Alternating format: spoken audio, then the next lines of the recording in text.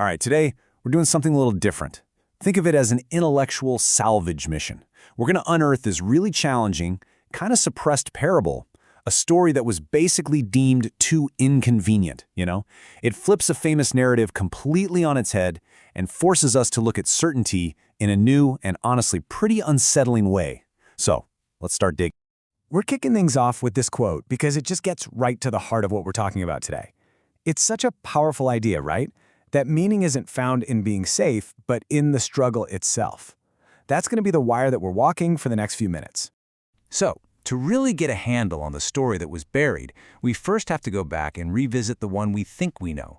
It's that classic parable of the tightrope walker, a foundational story about what it actually means to take a risk in a world that, well, would rather you just play it safe.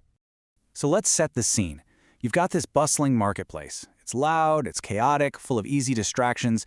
It's basically a society that's hungry for simple entertainment, not deep truths. And right into the middle of all this steps a philosopher trying to talk about purpose to a crowd that really just wants a show. Now this is where it gets really interesting. The philosopher lays out this fundamental choice for humanity. On one side you have the overman, this ideal of embracing challenge, of always creating and striving. And on the other side you've got the last man. He's the spirit of contempt for all that struggle. He just wants comfort and safety. It's kind of like the choice between pushing your own limits versus, just endlessly scrolling on your phone. And just as he's talking about this, the metaphor literally comes to life. A tightrope walker appears, a perfect symbol of humanity reaching for something more. But then, he's followed by this sneering jester, who is basically the voice of doubt, the spirit of the last man. The jester taunts him, he loses his balance, and tragically, he plummets into the abyss below. And here is the real gut punch of the story. The crowd, they're not horrified. They're not sad. They're annoyed. Their little show got interrupted. Their total chilling indifference to this incredible act of courage and its failure, that is the true abyss. And this is when it hits the philosopher like a ton of bricks. He realizes his message was fine, but he was talking to the wrong people entirely. His new mission isn't to try and convert this indifferent crowd anymore. It's to find companions, other people who actually get why walking the rope matters in the first place. But this is where our salvage mission really begins. We have to ask a pretty provocative question. What if that external mocker, the jester, isn't actually the biggest threat? What if the real danger is an internal one? What if it's an illusion of safety that we build for ourselves? This is where things get really good. And that question leads us directly to the story that was lost, the one that was suppressed, the inverted parable of the Pharisee priest. This is what we call the uncanny hook, a version of the story that was just too challenging because it doesn't point the finger at the cynics. It points it at the ones who claim to be the most righteous. Now the setting here is a complete 180. We're not in a messy, open-air marketplace over a real, dangerous abyss anymore. Nope, we are in a temple of order, a sterile, rigid, controlled environment. And the wire? It's not stretched over a void. It's stretched over a perfectly polished silver floor.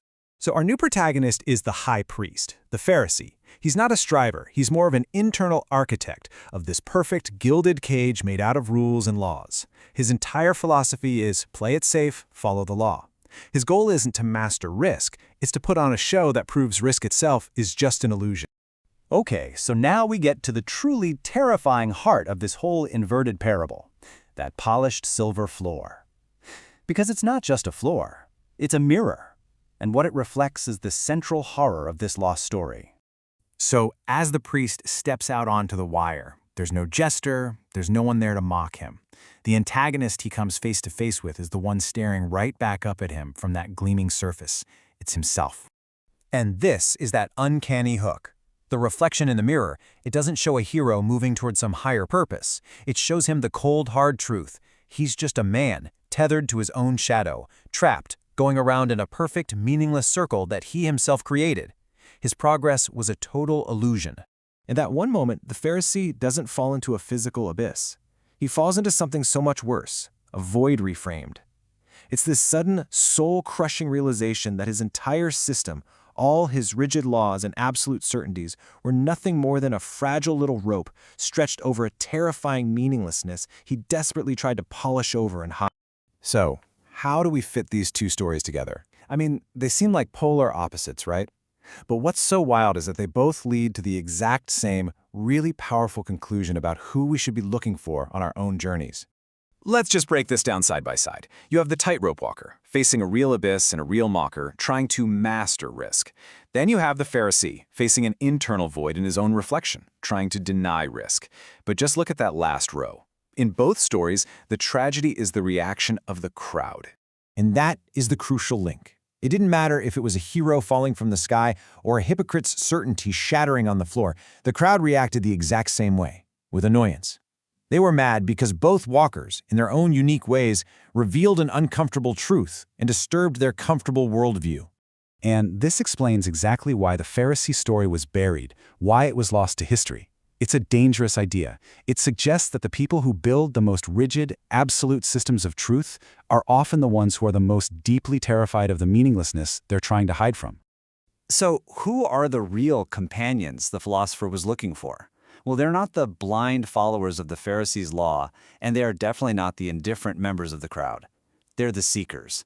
They are the ones who are brave enough to look into that uncanny mirror and acknowledge that, yeah, there might just be an abyss beneath the polished surfaces of their own lives. And here is the final, crucial insight we have to take away from this.